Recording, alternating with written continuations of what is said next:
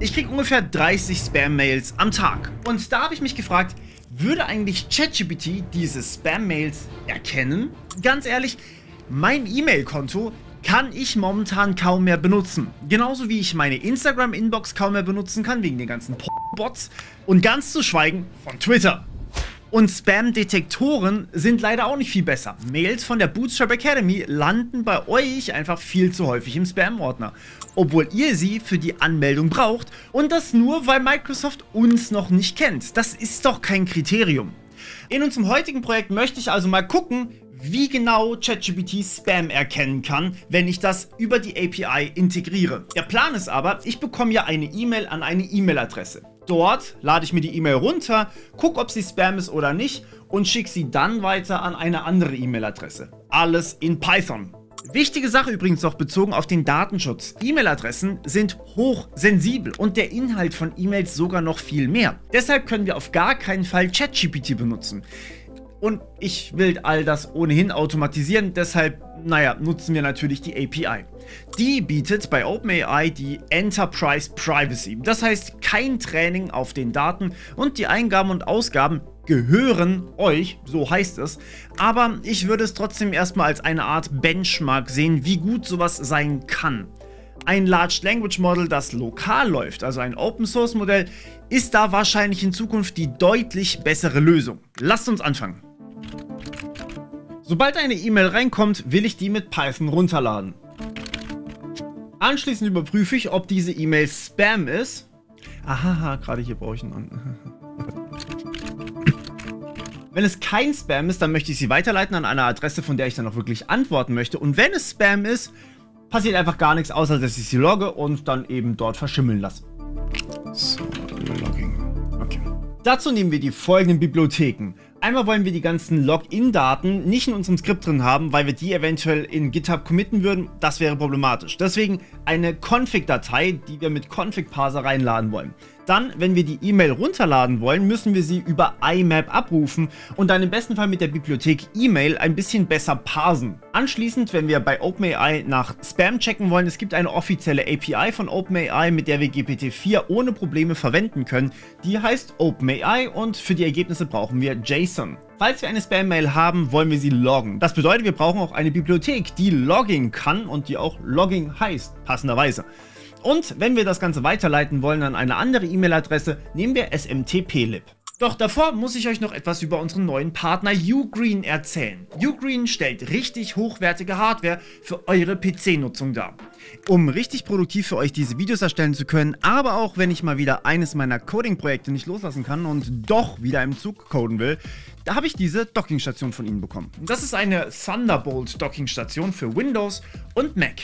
Einmal anschließen und danach muss man nur noch seinen Thunderbolt-Anschluss verbinden und schon hat man Zugang zu seinem vollen Home-Setup. Maus, Tastatur, zuverlässiges Internet über LAN-Kabel und sogar 2 4K-Bildschirme. Das läuft dann alles darüber und man muss sich um nichts kümmern. SD-Karten könnt ihr sogar noch zusätzlich anschließen, was perfekt ist für beispielsweise Aufnahmen wie diese hier.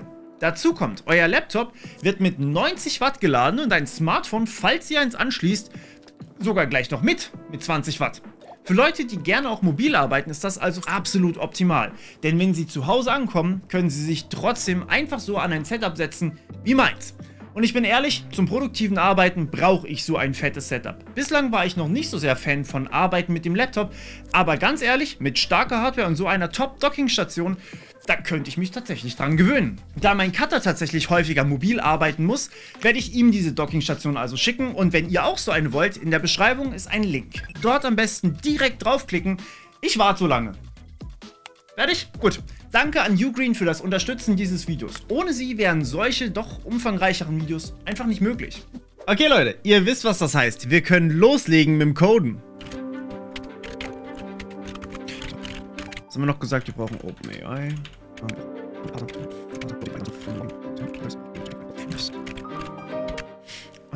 Dann brauchen wir...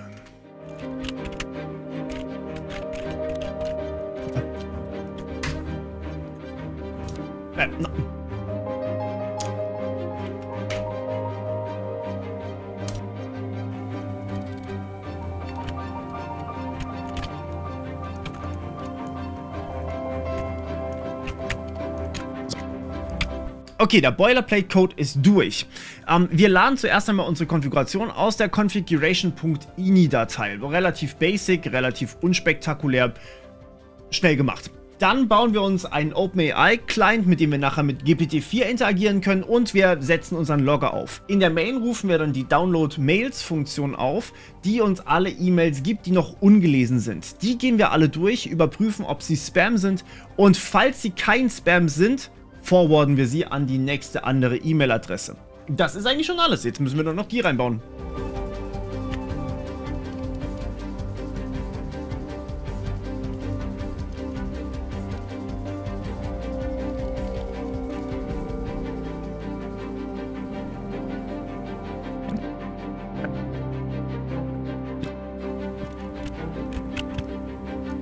Okay, das heißt, wir haben jetzt eine E-Mail-ID.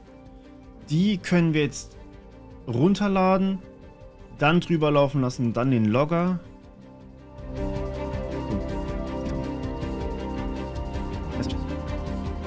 Spam Status No. Score 0,5. Required 5,0. Gut.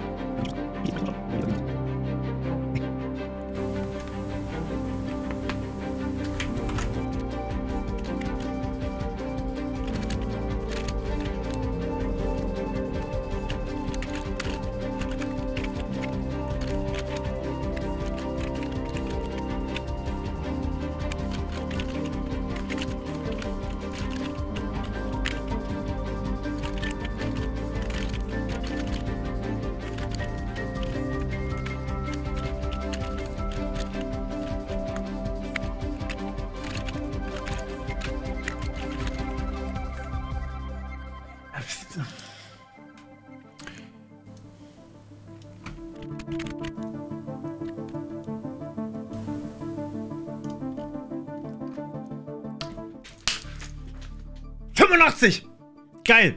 Ich habe gerade meine erste Mail mit GPT-4 auf Spam analysiert und ich bin ehrlich, das war nicht einfach. Das war ein Angebot für eine YouTube-Kollaboration, wo nicht mal irgendwas dabei stand. Es stand keine Geldsumme dabei, es war kein Attachment dabei, also kein Anhang in der E-Mail drin. Und die E-Mail-Adresse sah jetzt auch zumindest eher normal aus. Und trotzdem hat mir ChatGPT oder GPT-4, die API davon, einen Spam-Score von 85 genannt, obwohl ich mir diese E-Mail weitergeleitet habe von meinem Konto.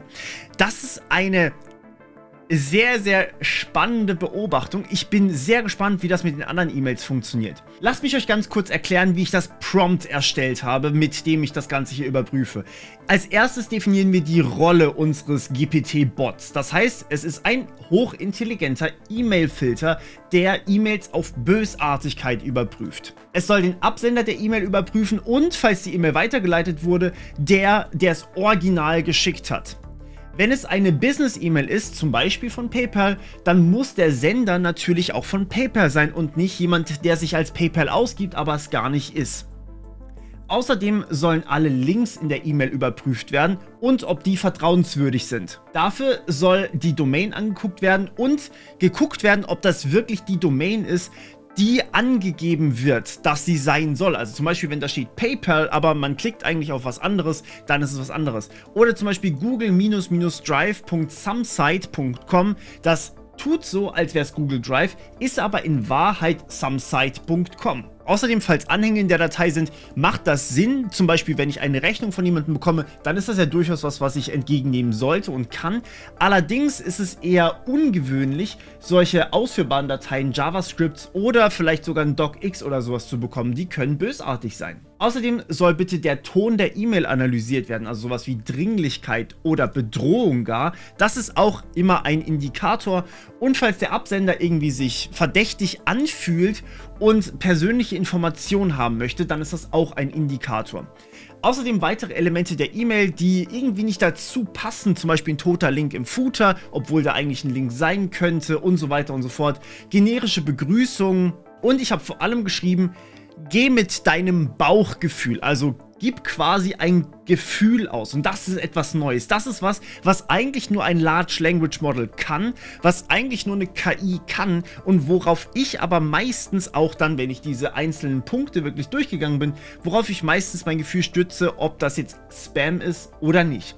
Und das finde ich sehr, sehr spannend. So, wir machen jetzt mal Folgendes. Ich implementiere jetzt noch die Weiterleitung zu unserer anderen E-Mail-Adresse, wo wir quasi gefiltert haben. Und dann schauen wir mal, wie das mit guten E-Mails und mit schlechten E-Mails funktioniert. Gut, zum Testen habe ich mir jetzt hier einmal noch eine normale E-Mail geschrieben, quasi ob wir ein Meeting eine Stunde verschieben können. Und wir gucken uns mal an, ob das auch gut funktioniert. Ansonsten muss ich mit meinem Prompt mal ein bisschen was machen, weil das muss ja klappen. Okay. Oh, schwierig. Okay. Nee, das ist die Naomi Coupe. Ja, genau. Und hier die nächste, die von mir, hat einen Spam-Score von 0. Das heißt, die ist ultra legit. Das heißt, es ist nicht der Absender und es ist, ja, es funktioniert. Es scheint zu funktionieren. Wir werten es natürlich nachher noch auf jeden Fall aus. Aber es sieht sehr geil aus. Und das Forwarding hat auch schon funktioniert. Ich habe aus Versehen schon eine vollkommen funktionsfähige Funktion gebaut. Damit habe ich nicht gerechnet. Noch ein kleines bisschen anpassen, damit das nicht passiert.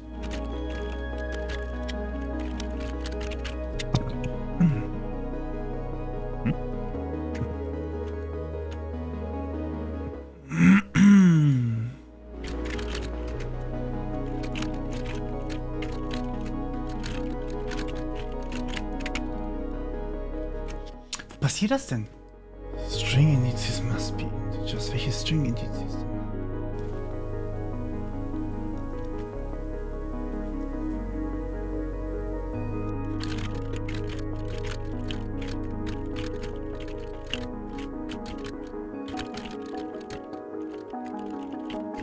Okay, mir ist gerade aufgefallen, dass wir eigentlich aktuell nur den E-Mail-Content runterladen, also als HTML. Da fehlt uns allerdings der Absender, da fehlt uns der Empfänger, der immer derselbe ist. Und es fehlt uns aber auch das Subjekt, das wir eigentlich zum Forwarden brauchen. Aber wir brauchen den Absender definitiv, wenn wir das Ganze inspizieren wollen. Deswegen müssen wir jetzt hier noch ein bisschen was modifizieren.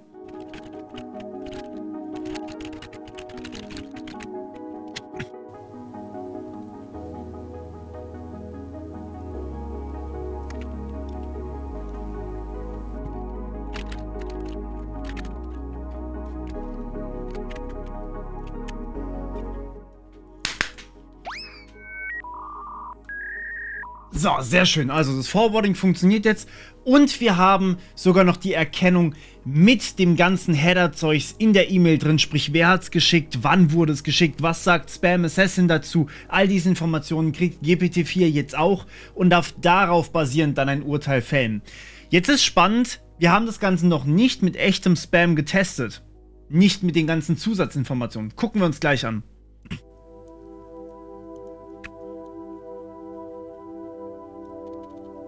$40. Okay.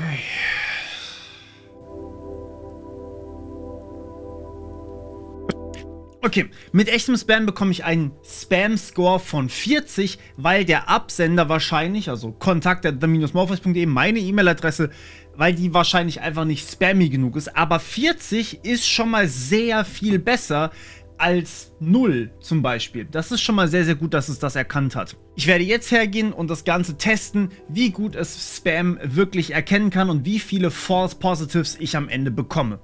So, jetzt bekommen wir ja alle unterschiedlich viel Spam, aber vor allem bekommen wir auch unterschiedliche Arten an Spam und deswegen habe ich euch gebeten, mir euren Spam weiterzuleiten an meinen Startmail Elias. Danke euch fürs Weiterleiten und damit habe ich jetzt mal geschaut, wie gut unser Tool eigentlich funktioniert. Aber natürlich bin ich ab dieser Stelle jetzt etwas vorsichtiger, was ich euch eigentlich zeige bzw. was ich einblenden kann, denn wie gesagt, E-Mail-Adressen sind sensibel. Ich stelle aber das ganze Skript auf GitHub zur Verfügung, falls ihr das selbst mal bei euch testen wollt und das alles selbst in der Hand haben wollt. Ich habe aber natürlich alles noch von Hand ausgewertet. Was nicht einfach war und ich habe da nicht dran gedacht. Ich muss wirklich sagen, dass die Spam-Mails, die ihr mir geschickt habt, teilweise wahnsinnig eindeutig Spam waren, aber teilweise auch wirklich, wirklich schwer zu erkennen waren. Ich habe natürlich von mir nochmal ordentlich oben drauf gelegt, bis wir weit über 100 E-Mails hatten, die ich analysieren konnte. Etwas über 60% wurde von unserem Spam-Erkenner sofort als Spam erkannt. Gar kein Thema gewesen. Das war richtig, richtig gut und beeindruckend. Bei einer E-Mail werden übrigens auch im Header Spam-Scores zugeteilt. Alles mit einem Spam-Score von über 5 fliegt raus. Wenn die das haben, sind die eindeutig Spam. Kleiner als 0 heißt eigentlich ziemlich sicher kein Spam. Tatsächlich hat aber bei meinem Skript auch GPT-4 einiges als 100%ig Spam eingeteilt, das einen Spam-Score von minus 0,5 hatte. Und GPT-4 hatte mit den 100% komplett recht. Eine Mail hatte sogar minus 5,2 Spam-Score und wurde bei mir als 85 eingeteilt und damit eben zu Recht als Spam betitelt. Allerdings kann das natürlich daran liegen, wer der Absender-Server ist, und ich hatte GPT-4 explizit gesagt, dass es den bitte nicht berücksichtigen soll. Aber wenn ich mir ansehe, wie häufig ich persönlich Spam von Gmail-Adressen bekomme, ist das vielleicht auch eine ganz gute Idee, den Absender-Server nur grob zu berücksichtigen, denn Gmx oder Gmail haben schon lange keine Kontrolle mehr darüber, wer bei ihnen was verschickt. Wobei GPT-4 wirklich Probleme hatte, das war Werbung. Die hat es wirklich sehr selten als Spam erkannt. Und das lag vermutlich daran, dass mein Prompt Werbung nicht explizit als bösartig genannt hat. Leider hat es aber auch nicht erkannt, dass die Werbung von einem völlig unzusammenhängenden Absender häufig kam und damit offensichtlich eigentlich nicht gewollt war. Was es aber auch nicht als Spam erkannt hatte, waren manche meiner Kollaborationsanfragen, die ich bekommen habe. Aber da bin ich dem Tool auch einfach wirklich nicht böse. Ohne sie jetzt vollständig zu leaken, das sind sehr häufig solche Sachen. Persönliche Anrede, komplett dabei. Und dann eine Nachfrage, ob ich zum Beispiel ein Produkt bewerben möchte. Dass dieses Produkt Scam ist, das erwarte ich nicht, dass GPT-4 das weiß. Das muss ich ja selbst erst rausfinden. Und sogar die Absenderadresse passte in den ganzen Tests eigentlich sogar mit der Anfrage zusammen. Und tatsächlich waren das die rund 40%, die GPT-4 nicht erkannt hatte. Ein paar wenige False Positives waren dabei, aber das allermeiste waren Werbung und Anfragen für Fake-Produkte, aber eben ohne Link und ohne Anhang, sondern einfach nur, ob ich das bei euch bewerben würde. Also Dinge, die ich selbst eigentlich nicht unbedingt eindeutig als Spam identifizieren kann. Interessanterweise hatte ich aber auch zu euch gesagt, schickt mir bitte echte E-Mails, die kein Fake sind, an eine zweite Adresse bei Startmail. Und da kamen einige normale und einige Newsletter von euch. Und ich habe dann selbst noch ein paar Sachen reingeworfen. Newsletter waren beim Test aber erstaunlich oft genau die False Positives. Das heißt, GPT-4 hat Newsletter als Spam erkannt, obwohl sie ja technisch gesehen keine sind, denn wir können sie freiwillig bekommen. Ich habe mir das also alles mal ein bisschen genauer angeschaut. Speziell ein Newsletter, der von euch kam und von Fressnapf war, der hat mich persönlich irritiert. Der wurde als 100% Spam definiert, so hat GPT-4 das gesagt. Und ich habe den nochmal ganz speziell analysieren lassen und mir das auch begründen lassen. Und dabei ist mir aufgefallen, dass die Mail in zwei Fassungen kam. Einmal als HTML und einmal als reiner Text. Nutze ich nur den reinen Text, dann wird die E-Mail als 5% Fraud-Wahrscheinlichkeit eingestuft. Nutze ich beide, sind es 100%. Und wenn ich GPT-4 begründen lasse, warum das eigentlich jetzt Spam ist, dann geht die Spam-Wahrscheinlichkeit eher zurück. Und das ist ein klassisches Beispiel für Chain of Thought. Das heißt, wenn ich das Netz begründen lasse, dann geht es einfach die Begründung dann am Ende durch und hat dann eher den Kontext und kann eine bessere Einschätzung treffen. Während ich in dem Prompt, den es im Skript hatte, einfach nur nach einer fertigen Einschätzung gefragt habe. Ich weiß aber nicht, wie man das gerade in diesem Skript besser machen könnte. Aber das waren tatsächlich die einzigen False Positives, die ich wirklich hatte. Mein Fazit also: GPT-4 teilt Mails wirklich so ein, wie jemand, der gar keinen Kontext hat, wer man ist und was man tut. Aber das tut es tatsächlich sehr gut. Und deshalb hier mein Vorschlag für jemanden, der das Tool vielleicht ein bisschen weiter ausbauen möchte. Gibt man noch selbst an, dass man zum Beispiel Influencer ist, sind Sponsoring-Anfragen nicht ungewöhnlich und deswegen kein Spam. Meine Idee für die Zukunft wäre also eine Art personalisierter Spam-Schutz. Wichtig ist nach meinem Test, dass man den Spam-Score vielleicht für den User nur anzeigt, aber darauf basierend zumindest nicht direkt eine Einteilung durchführt. Denn mal ganz ehrlich, kombiniere ich jetzt den GPT-4-basierten Spam-Score-Rechner aus diesem Video mit dem Spam-Score, den die meisten E-Mails zugewiesen bekommen, dann wird daraus ein wirklich robuster Spam-Schutz. Das hat mich persönlich sehr überrascht, wie gut der in der Qualität war. Eine Sache möchte ich aber noch zu bedenken mitgeben. Bei den ganzen Tests, die ich hier laufen lassen habe, hat eine Mail zu testen etwa 15 Cent gekostet. Und das mit dem Preview-Modell von GPT-4, also mit dem deutlich günstigeren. Und ich habe natürlich manche Mails hier mehrfach testen müssen, um alles zu prüfen, was das Ganze sehr teuer gemacht hat. Insgesamt ist das also ein wahnsinnig teurer Spamfilter. Wenn man das jetzt auf ein Unternehmen hochrechnet, das vor allem mehrere tausend Mails am Tag bekommt, ist das sehr ineffizient. Und dazu kommt noch was viel Wichtigeres. Würde ich jetzt automatisch jede einzelne eingehende E-Mail durch GPT-4 jagen, dann könnte ein wirklich bösartiger Spammer mich einfach mit Spam zu bombardieren und schon habe ich einen Real-Life DDoS. Aber ich werde halt arm davon. Also Vorsicht, wie ihr das genau einbaut. Ich könnte mir hier Folgendes vorstellen. Die erste Instanz ist der klassische Spam-Schutz, den auch zum Beispiel Startmail nutzt. Die zweite Instanz könnte dann ein LLM-basierter Spam-Schutz sein, der dann zum Beispiel für Absenderadressen komplett unterscheidet. Also hat man einmal von diesem Absender eine Spam-Mail erhalten, dann werden alle in Zukunft als Spam markiert. Hat man von 10 Absendern von einer speziellen Domain Spam erhalten, werden einfach alle künftigen als Spam markiert. Dann limitiert man auch stark, wie häufig dieses LLM eigentlich läuft. Aber dadurch kann es natürlich auch sein, dass man sehr, sehr restriktiv wird. Das braucht auf jeden Fall noch einiges an Feintuning für das Prompt und für den konkreten Einsatz. Und im besten Fall nutzt man ein Open-Source-Modell bei sich auf einem Server. Aber das muss erst noch trainiert werden. Ich hoffe, das Projekt konnte euch inspirieren. Meine Erfahrungen waren einfach nur großartig.